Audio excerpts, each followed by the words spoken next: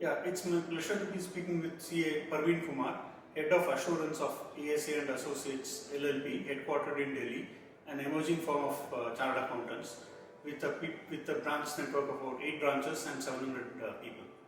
Thank you, Parveen. Thank you for your time to speak to True and Fair on matters relating to audit. I have a few questions which I want to understand from the perspective of an audit firm, and that's the reason this discussion is happening.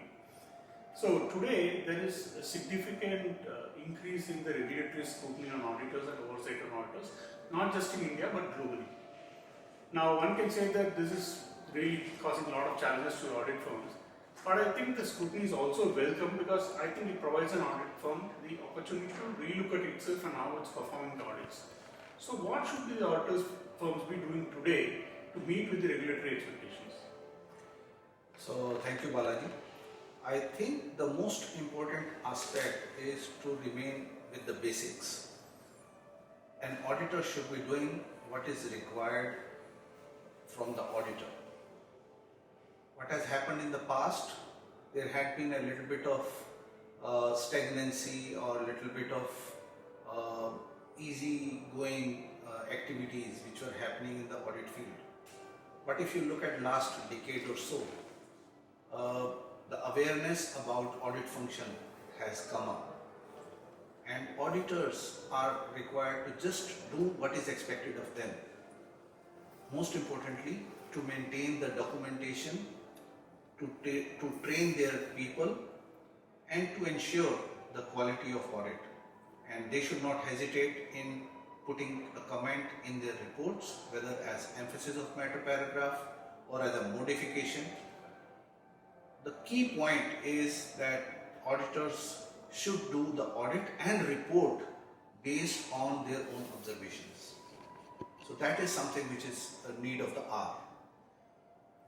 Thank you, Parveen. This delights me actually because in True and Fair, we are going to be emphasizing on certain matters very clearly. One is we are going to be coming up with our audit documentation tool, which will be a thinking audit documentation tool, not just a linking one, which will force the auditors to think and do the right thing, keeping in mind the basics of the audit. The whole audit documentation tool is built on the standards on auditing, therefore it will go back to the basics on audit. Because many people don't spend time reading standards on auditing, but this tool will force them to read and do the right thing. That is one. Second is we are also coming up with a training module where we want to train emerging chartered accountants, including chartered accountants who are in employment, and also to the chartered accountants in the audit firms in terms of real life situations as to how to do the audit. So a lot of things which we are doing resonates with what you are saying. Really appreciate that. This gives us a belief and self-confidence in what we are doing. Continuing, Parveen, the next question is also the expectation we have on fraud. So today, market expects that the auditors should be actually like investigators detecting every fraud, whereas auditors say that no, I am not responsible for fraud. If something comes to my attention in my audit, I will report it. So what should the auditors do in such a situation? So I think this is something which is really a bothersome issue. That is expectation gap between what the users of financial statements are expecting from an auditor and what the literature or the auditing standards want auditors to do. So whatever recent cases which have come into picture and which have raised questions on the quality of audit, it was established by the regulators that the audit quality was not up to the mark. Perhaps they missed out on following the instruction or the guidance which was given in the standards on auditing. So those people were held liable for negligence, or wherever there was a conspiracy, they were held for that kind of stuff. I think in order to meet that expectation gap, there are two things which are required. One is the auditors should not hesitate putting their comments in the reports, putting the modifications in the reports. If they feel that there is something which they are not comfortable with, they need to mention it in the report that they are not comfortable with component A or B or C. Then there are the issues which I am not comfortable as auditor. So this awareness has to, this project of bringing out the awareness between the users of the financial statement. It can be investors, it can be bankers, it can be regulators, it can be investors. This is very critical part on both sides, from auditor side as well as from the side of people who are regulating this profession.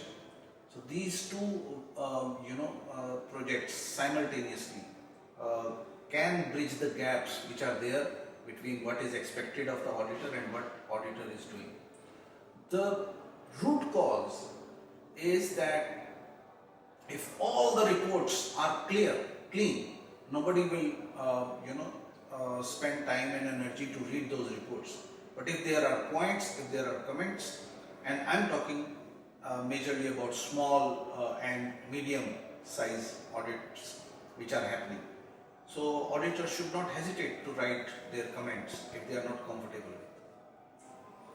So this also is good. I'm glad to hear this, Praveen, because in true and fair, two things we are looking to do. Our quality policies will focus significantly on fraud also, as what the auditor's role and responsibility is on fraud, and what the auditors can do in their audits when they are doing an audit for fraud.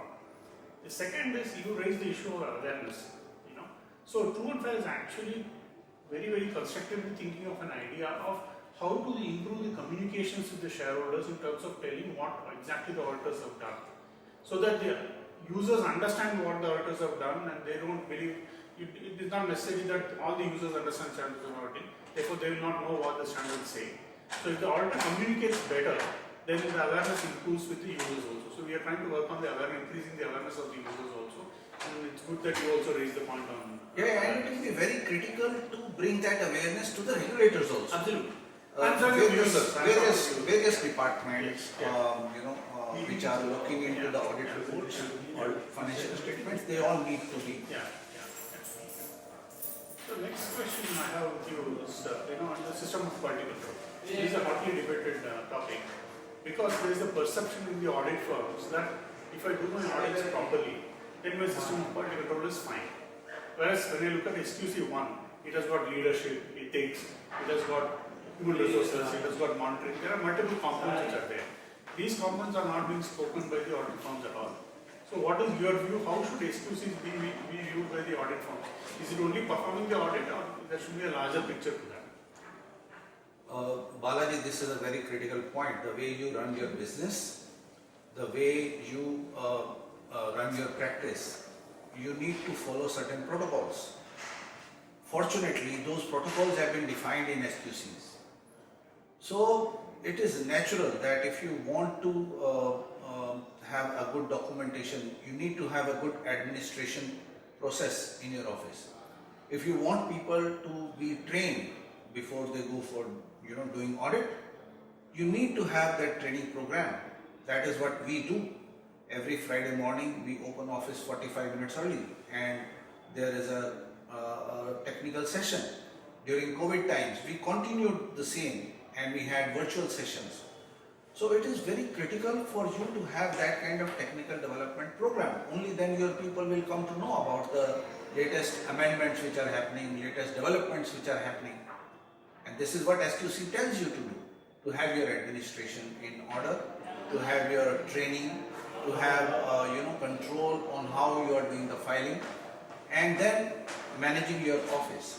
So I think it's good that those protocols have been defined in SQC, and the firms which have been successful, they have been following it, even whether they are reading the literature and following it accordingly, or they are following it at their own.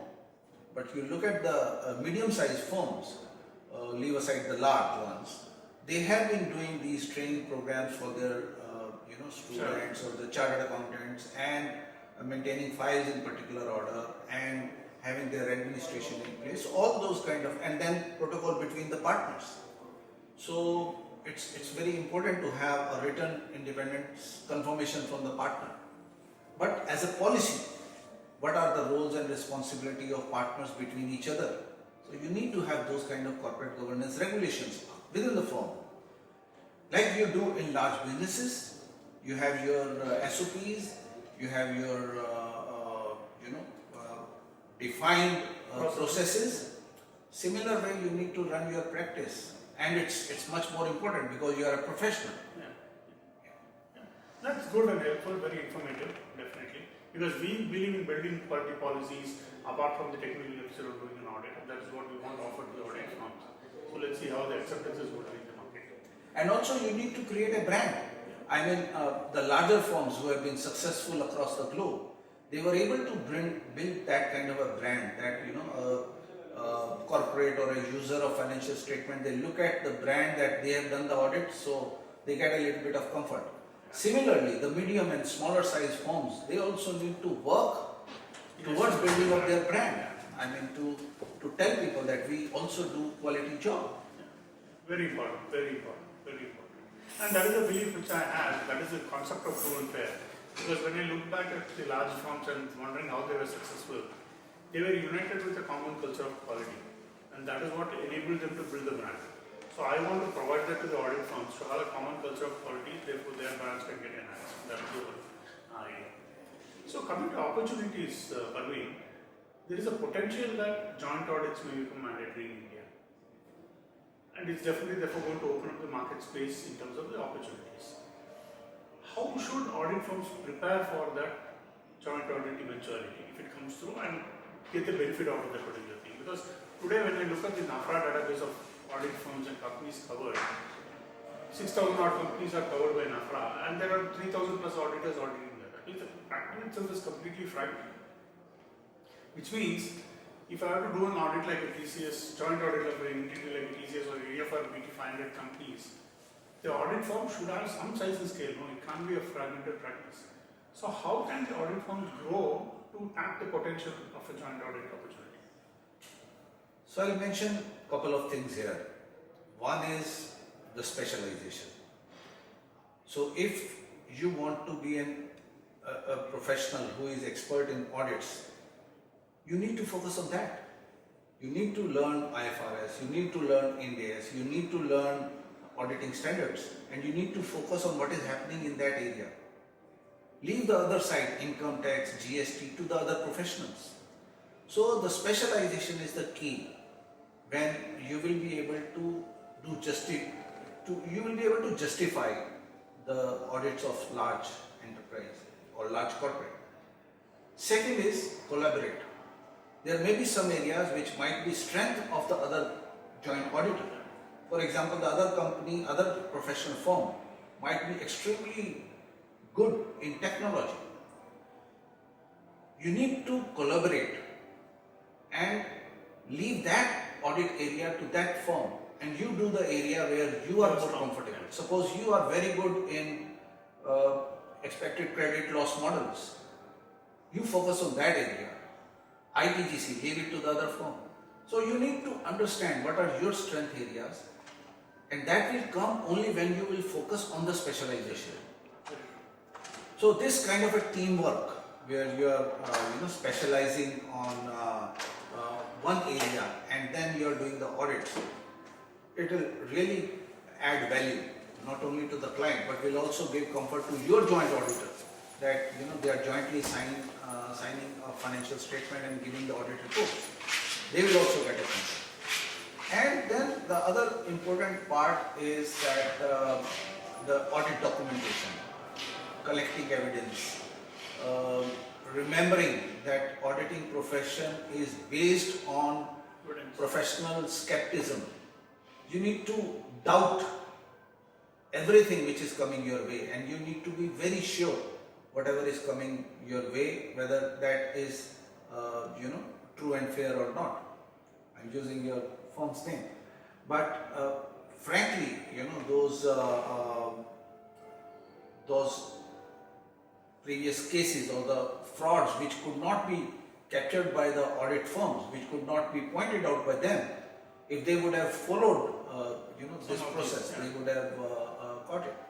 So I think the joint audit is a very big opportunity for small and medium firms, but it also brings the responsibility.